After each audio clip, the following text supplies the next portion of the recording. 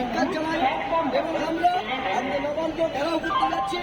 এবং আমাদের শপথ করছি যে যদি জীবনে প্রাণ থাকে আমরা নবান্ন যাব আর মুখ্যমন্ত্রীকে উচিত শিক্ষা দেবো এই নির্লজ্জ মুখ্যমন্ত্রীকে যে এখনো গদির লোভে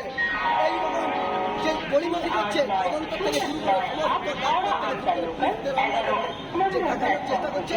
বেঙ্গল জেনে গেছে সমস্ত সমাজ রাস্তায় নেমেছে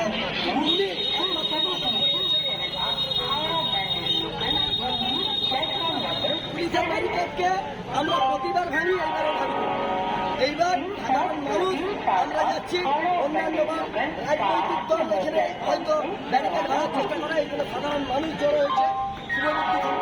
সমাজ সচেতন জড়ো হয়েছে তাদের এই মুখ্যমন্ত্রী মুখ্যমন্ত্রী নেই একটু বলতে চাই